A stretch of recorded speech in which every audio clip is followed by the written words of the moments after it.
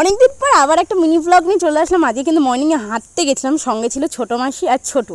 আর দেখো এরা সকালবেলা আমাকে ছেঁকে ধরেছে, সকাল সকালে হাতে কি ফুল কমেন্টে বলো। বাড়ি এসে কিন্তু চা, নিমকি, মুড়ি, বিস্কিট নিয়ে বসে পড়েছি।